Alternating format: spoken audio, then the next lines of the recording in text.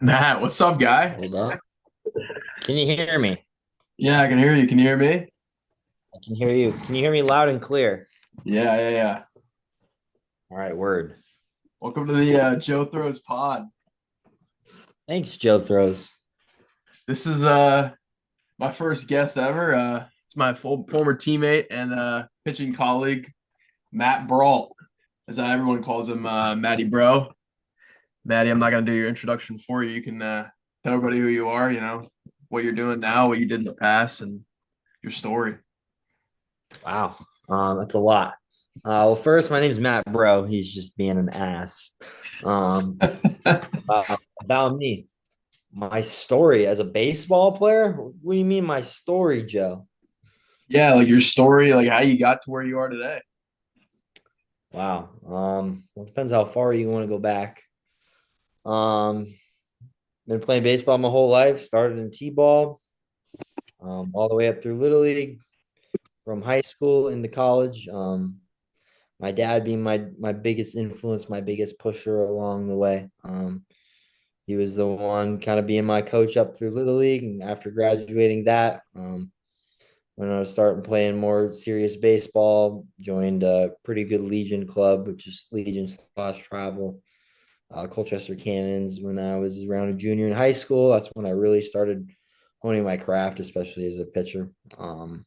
Didn't start pitching until I was about 16 years old, actually, at least consistently. And then within 2 years, I found myself that was actually most of my playing time. Funny how that all works. Um, Yeah. yeah, they all just kind of clicked one day as a junior after struggling for so long and never being a consistent pitcher. Couple years into my college career, made me lay down the bat because I guess you got to hit the ball out of the infield a couple of times. So, but yeah, I've been playing my whole life. Super big baseball fan, super big nerd, big Yankees fan. Yeah, we knew STL that. out, big Yeah, we didn't Sox. know that actually. Sorry, the fans didn't know that, but yeah, I mean, so why'd you choose Linden out of all any places you could have went?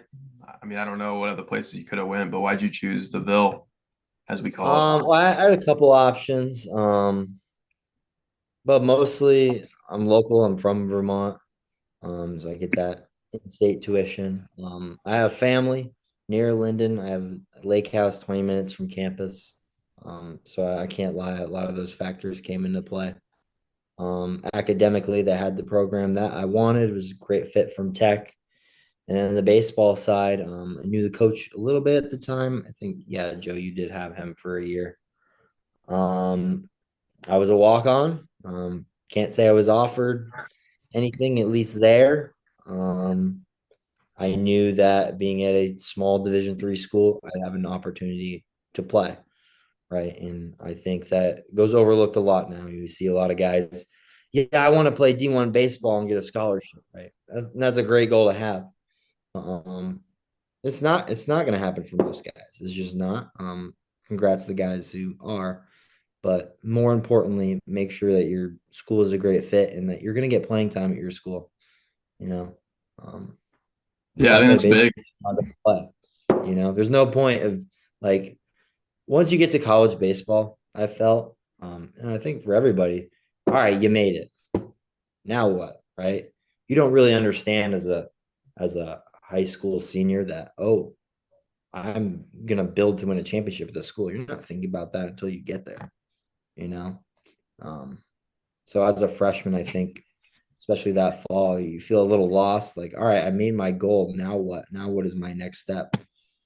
Um, so being in that mindset of just being better than I am today every single day, starting in high school, that will really help that transition into college. How hard was it, like when you were a freshman on the team at Linden versus like when you became more of a leader? Like, what was like the difference? Like your mindset. What was the biggest like mindset shift for you, or anything? Just your day to day life. Oh dang. The culture at our on our team in general, you play there now still, was a lot different back then than I would say it is now. It was a lot smaller. We probably had 22, 23 players on the roster total when I first got there. Um, and everybody was bigger than me. Everybody. After I got sick and lost some weight, I was about 135 pounds my freshman year fall. Um, that's not going to make you competitive at any level. No. Um, but the difference between my year one and my year two growth was the mental side. Um, when it comes to Division III baseball, Vermont has gotten a lot better when it comes to competition.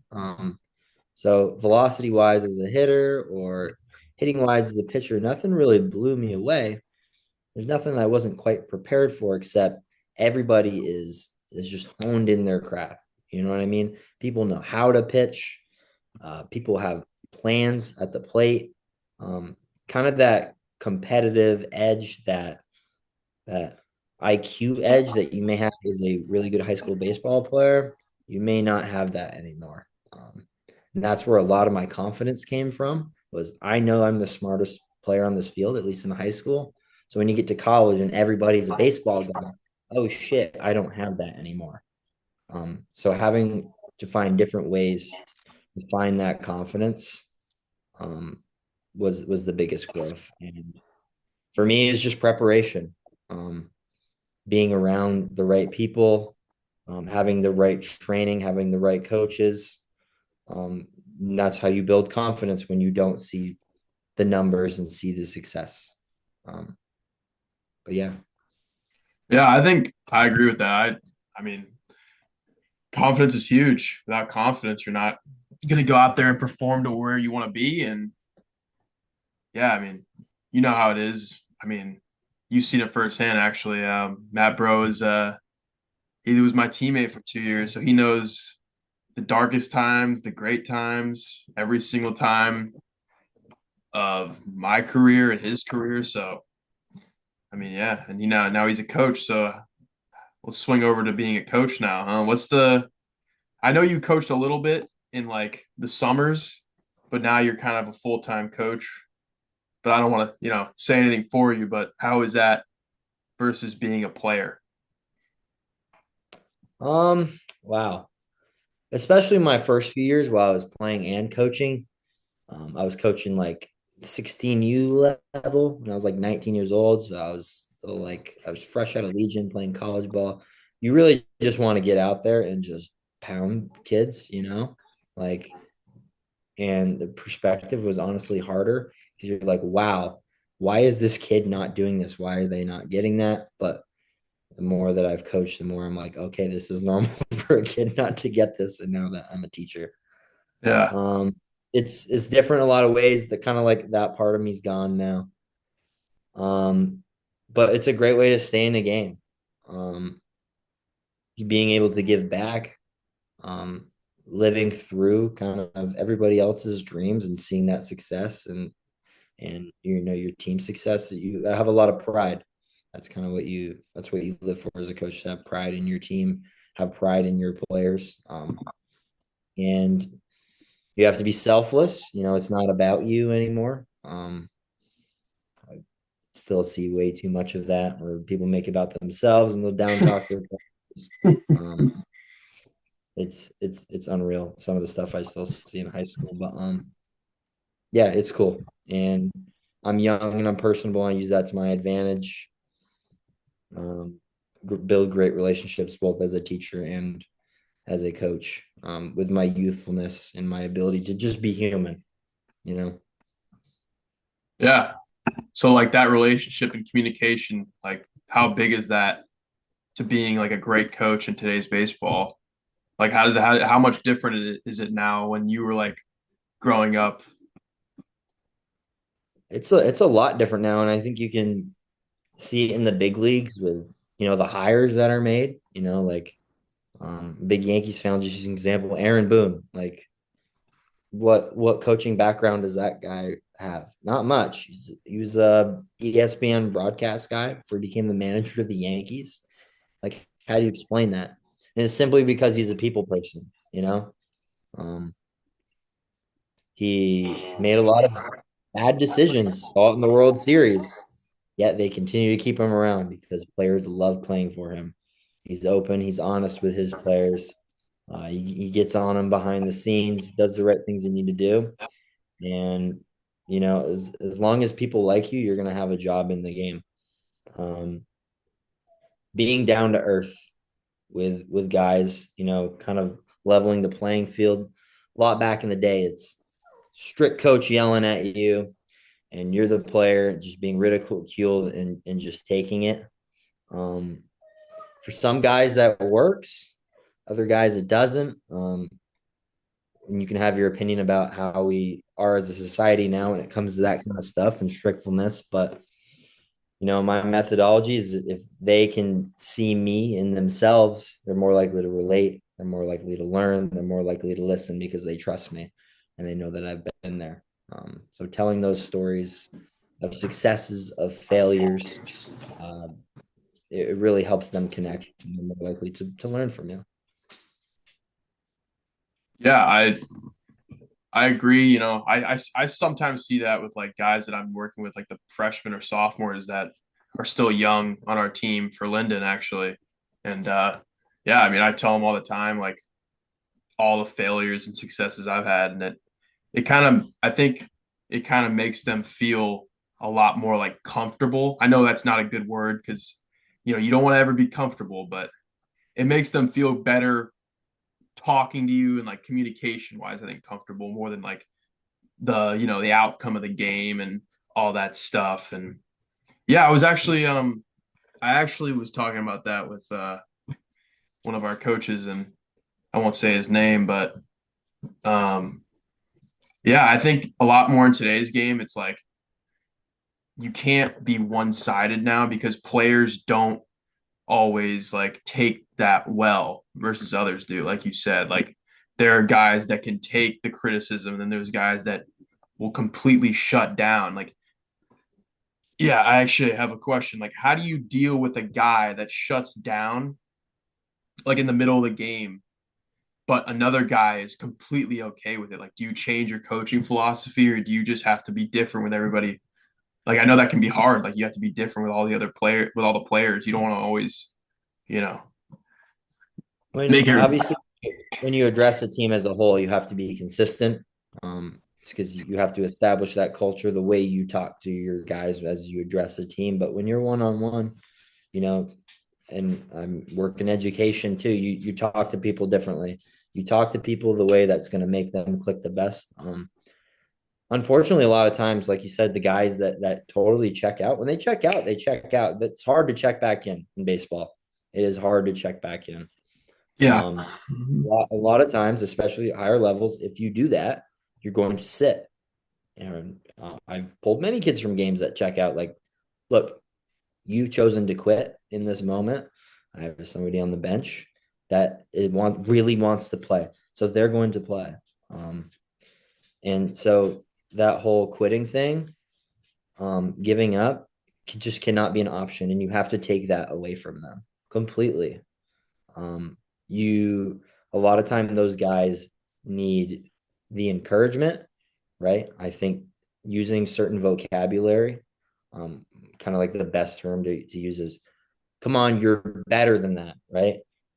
And you can say it loud and aggressively, you're better than that, right? You're not demeaning them, but you know that they got more in them, and that's one way to just talk to people. There's many ways you can. Um, and the guys that you have those really close relationships with that don't shut down, you can get on a little bit and they know that not to take that personally. So yeah, I do talk to players individually based on how they're going to respond. Yeah. I mean, I think, being a pitcher, you were a pitcher at Linden, and I'm a pitcher. I'm a senior at Linden. So, um, obviously, about struggling on the mound. It's a lot more mental than it is physical, as we try to make it more physical than mental. You've seen your share fair of guys that struggle with, throwing strikes or giving up runs. Um, as a pitcher, like how do you deal with like guys that consistently have that they're failing and failing and failing and failing. And how do you like be able to coach them up to not quit and not check themselves out after getting pulled, you know, stuff like that. Because that can be that can kill their career, that can kill their season, they can kill their chances of playing in college. Yep. Totally. I mean, deal with that kind of stuff all the time. Um, you know, winning doesn't happen just on the field in the games, right? You take those little wins, you know, we're just gonna use baseball, but I use life when it comes to my kids, but we'll just use baseball for an example. Your little wins at practice, your little wins in your training, right? Oh, I may not have had a good game, but my squat PR went up this week. I managed to do your plyo velo went up in one thing. I was able to finally get my hips down to the ground doing hip mobility, right? Um, when you don't see success on the field, you wonder, why am I not seeing results? Why am I not winning? But the only way to build confidence when you don't see the result in front of you is your preparation, right? So taking those little wins from all of your preparation is how you boost yourself up in order to be ready for that moment when it comes. And it's extremely difficult, and it will always be difficult, especially because so many kids are are result based, right? Um, Yeah. having them having them trust that they're doing the right things that is going to get them there is what is going to eventually get them to stay with the sport, not quit in the end. Um, but Yeah. it'll all be incredibly difficult, and it really takes an individual who doesn't want to quit. A lot of people will quit, but it's really on the individual and how bad they want it. Okay. That's a lot. I mean, yeah. So I'm gonna change it up a little bit. So what would you do with like a 15-year-old kid and he comes up to you and he says, um, my mechanics, I need to fix my mechanics to throw like 90 miles an hour. And, he has everything is the problem. We've talked about this many times when we talk about pitching off the air all the time. And, you can't, his timing's terrible. He has no strength. His mobility's not, he lacks in mobility. Like, what would you clean up first as a pitching guy? What do you go to first? Is it throwing? Is it mobility? Is it lifting? Is it nutrition? That's probably too young, but like those three things. Definitely not too young for nutrition. Absolutely not. That is the age, I would say, 14, 15, that you really have to start eating and eating well. That is, early high school. That's when you really got to Yeah. start lifting and building a foundation. So that's kind of part of my first thing. Your foundation are your legs. Um, Obviously, there's a strength component and a mobility component. Um, so your building blocks, right? Going up the chain, I think the first thing you got to happen is you have to have strong legs, right? You do. I work with guys um, who they're scrawny underclassmen, right? They don't eat enough, they don't work out enough, even though they say they do, but we all know that they don't. And we're trying to do like back leg drills, like janitors. They're trying to keep their right butt cheek on the target, right? But their legs are simply not strong enough in order to hold their pelvis closed. Um, so that becomes an instant problem if you can't hold that position, the very first position that we're trying to create. Everything else in the chain is going to be thrown off. So I would probably say the strength component is the big thing. Next would be the mobility component, right? Are my hips too tight that I can't even rotate, or like if you have opposite, like if you have a really tight left hip, I'm probably not going to be able to get my arm back and get into any layback, right? So that's number two. And then kind of the getting the foundation of the legs mechanically would be the next thing, because you got to build up the chain, right? So Yeah. even when you're talking about upper half mechanics, you really have to look down the chain first to see what's causing those problems. So I think strength first, mobility second, and then um, obviously there's a mental aspect to it as well, but I think that's a and big then piece. I do think I think a lot of guys don't understand like what exactly you have to do to throw very hard.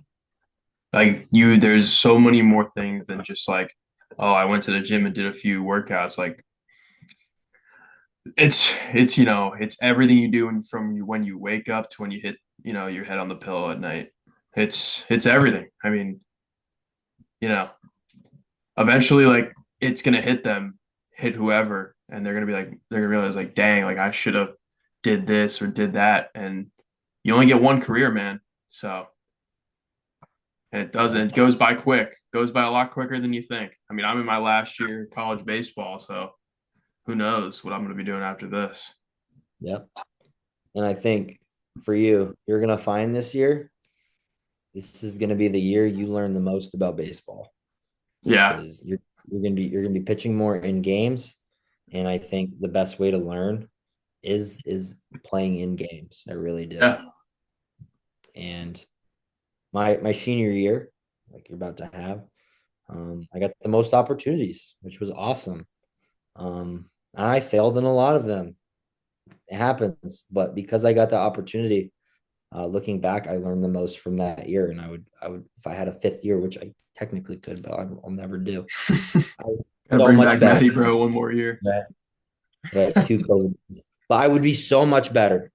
I would be so much better because I actually got the time to decompress and wow, I could have done all of these things and I would have had such a better Yeah, I final think about season. that stuff all the time.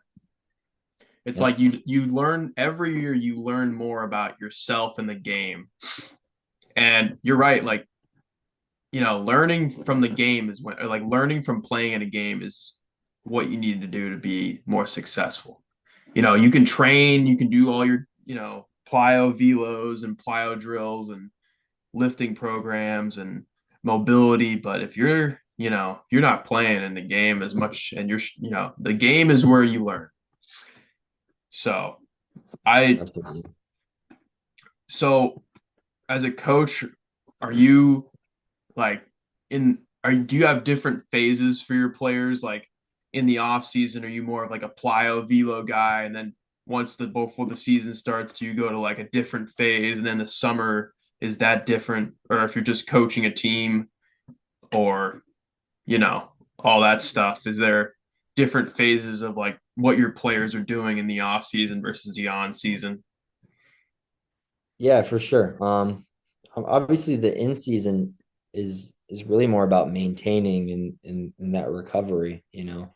Um, if you're consistently playing in games, it's really hard to it's not impossible, but it's extremely hard to continue to gain strength because you're constantly tearing yourself down, right? And you're having to recover and you can't be overworking yourself. That's how you get hurt.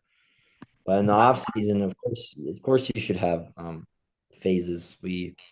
For a lot of our guys, they either just got done travel fall ball, which means they were playing a lot, or they hadn't been throwing a baseball since July. So I kind of found that like 75% of the guys we had to essentially either build up or go into deload. So they're basically doing the same amount of throwing, the guys that were in deload and the guys that were building up.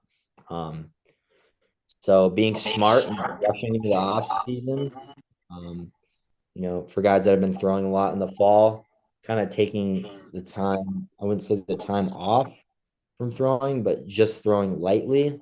Allow yourself to heal up a little bit, but still maintain that conditioning and not lose from all the progress you had. And for the guys that haven't thrown it all, you got to lightly build that up because I've seen guys in other programs that they'll start their velo in the fall and they go max intent and they haven't thrown since July. And then we wonder why in January why their arms killing them, right? It's just not smart. You Yeah. have to build it. And then once you're built up, start velo. We do, at least at the lab, we do a mix of plyo velo, we do weighted pull downs, the long toss component, kind of building back from the cage, give them that visual component, um, different types of long toss variations. And obviously, bullpen work, getting on a mound is extremely important as well. And then For there's the obviously ball drills and we got the water bags and we got all the stuff. for the pull down plyo velo, what do you do for the ounces? Do you do So we do weighted ball pull downs. Did a couple of them today. What we'll do, that will be nice and warmed up, but we don't want to overwork them going into that. Um, we'll have a 7, 6, baseball, which is 5, a 4, and a 3. And we do a little bit differently from plyos. Instead of working down, you'll do two of the same ball. You go 7, 7, 6, 6, baseball, baseball, 4, 4, 3, 3. Um, and I am a believer that plyos aren't everything for everybody. Um, we do a lot of them. The facility was kind of built based around the idea of plyos. So I've trying to keep that a little bit, but I think they're kind of great feedback mechanically.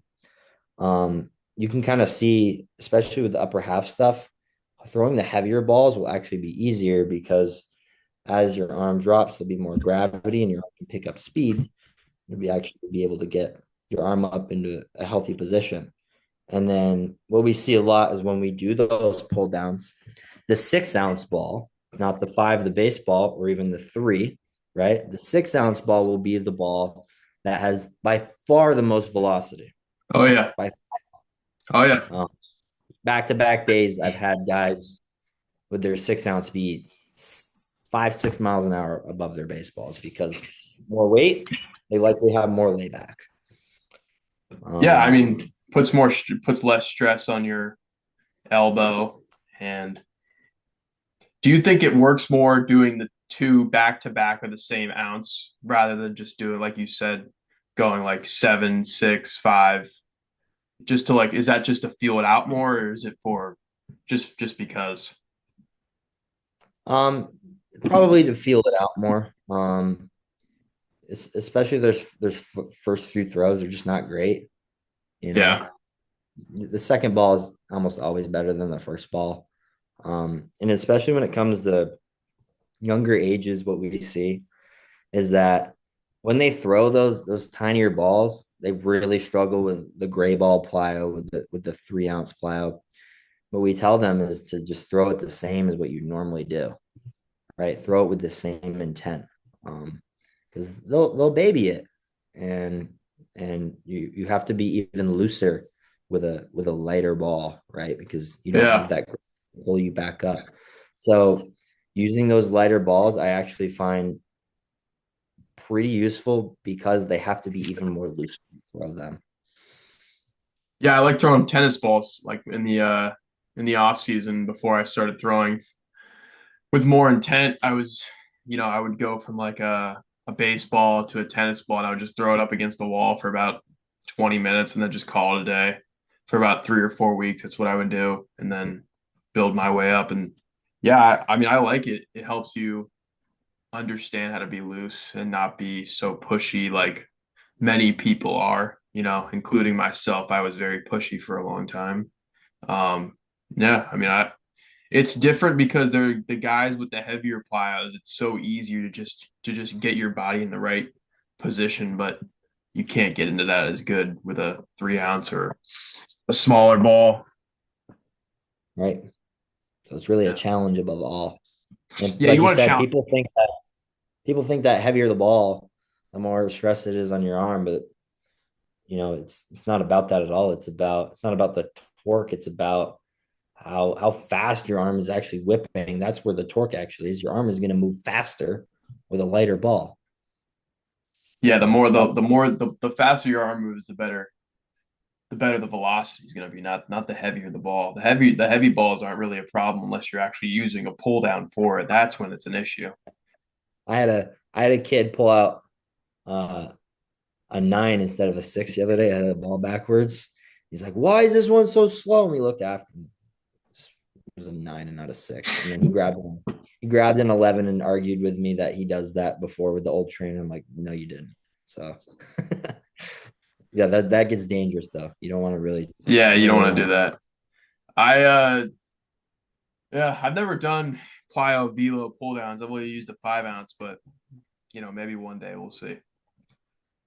But to change it up a little bit, what was your because we only have 10 minutes left. What was your favorite like game or series like when you played in Lindenville? Like any your favorite game of all time or your favorite like game you played in or just any game that you've ever played in or been a part of.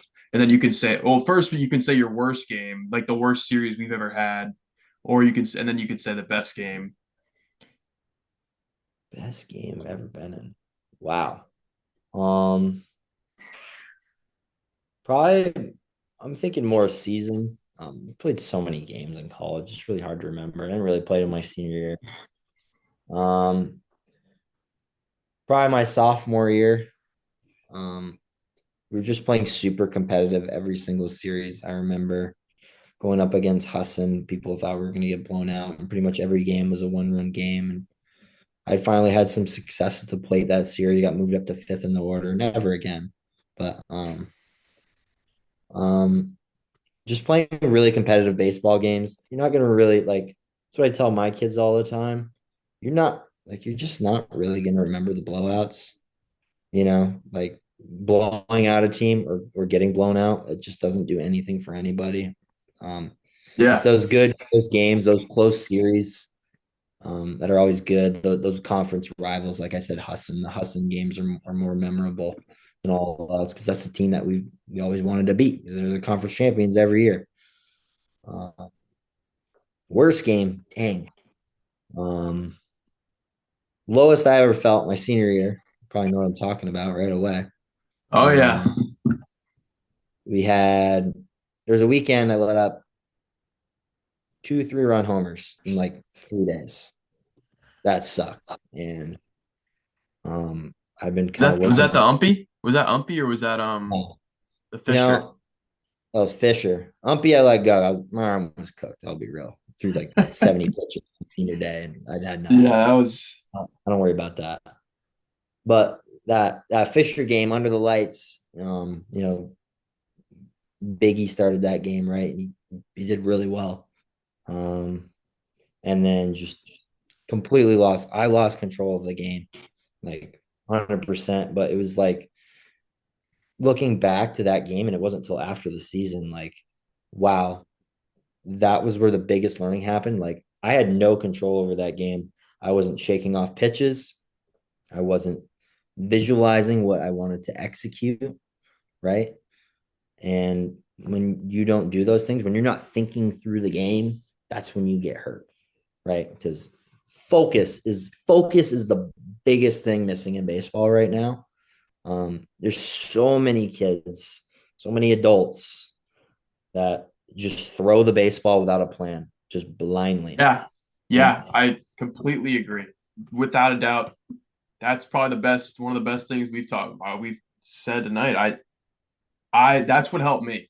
And I struggled with command for a while. And once I started to understand like there's an intent behind everything you do, that's when I started to realize like, okay, let's do this. And like, before your bullpens, like you're not just throwing a pen, just throw a pen. Like you're throwing a pen like in the fall, in the off season, I started in 3-0 counts. I would have Matt Gagno, I'd have him catch, shout out Matt Gagno, I'd have him catch me, and we would start in 3-0 counts. And we put a T in there for a hitter. And I would just go and I would just throw and throw until I could like figure it out. And I did that all fall. And, it changed. And also just, trying to get outs instead of worrying about mechanics and velo and everything else. 3-0 counts are really cool because I've never tried that, but I like it. I envision it would be hard for kids because they're Oh yeah. so result based, right? Yeah. Starting in 3-0 counts really forces you to think one pitch at a time. Having a plan. How am I going to execute this pitch? Yeah. Um, One thing I kind of shout at, from the dugout, I learned it from another coach watching, is when they fall behind like 3-0, 2-0. I just yell at my pitchers, one pitch, meaning, and to them, they'll know what I mean. Means you got Yeah. to focus on this pitch and this pitch only. Don't think about coming back 3-0. Don't worry about going 3-1, 3-2, and then the strikeout, right? You got to focus on the very pitch in front of you. And if you're focused on that pitch, then you'll likely be visualizing and looking for that plan. Yeah. I think like intensity bullpens is another good thing. I really do. I I think that having like a hitter stand in and making it like a game, like making everything feel like a game and making everything like understand and like same like command is like it's so much easier for me to understand now. It's like you do your long toss, you do your warm up and it's like you're trying to all you're trying to do is, get outs. Like it's just getting outs. It's really that simple. I know, younger kids probably don't understand that, but if you're not getting outs, I don't care if you're throwing 100 or 75, like you're not going to pitch because they don't want guys don't want you that don't get outs. Right. College coaches college coaches will throw the guys that throw the most strikes. Whether you believe me or you don't, it's not the guys that throw the hardest, it's the guys that can throw the most strikes and that's the biggest problem in today. Yes, velocity is important. Yes, command is important. Yes, the weight room is important. Yes, everything's important. But if you can't compete at the highest level you're capable of, you're not going to play at that level. Yep. 100%. So until people realize that your plyo velo that you throw into a wall at 81 miles an hour with a gray ball, you're not gonna that's not gonna happen in the game. You're not gonna throw a 3 ounce ball in the game, but yeah, that's a whole nother Right. topic for a whole nother day. I have Yeah. some mixed feelings about that stuff. Yeah. Just got to compete. It's the biggest thing. It's got to Competitors, compete. the ones that don't give up, the competitors are the ones that are going to be most successful. Yeah, I mean, As we were you just talking about gotta. it earlier, you can throw strikes with bad mechanics, but Yeah, the guys that give themselves a chance, that have the right mindset, that think through the game, they're going to be the ones that throw strikes rather than the guy that's who may be even more athletic and a more repeatable delivery. But yeah. It's about yeah, getting guys out. That's really what it's about. yeah, As I'm talking to a coach. I bet you throw the guys that throw the most strikes. always, pretty much That's always, because you walk guys giving them free runs. right. And a lot of times, those guys that throw a lot of strikes do a lot of other things well too, just because they got a Yeah, good, they got this between their ears, and they work hard and they're smart. yeah. It just comes with their territory. Yeah, it's just all about how you think and how you feel. And your feeling doesn't matter actually. It's how you think. It's how you think and how your intention. But yeah, yeah, this has been a good call. I been teammates with Matt 2 years.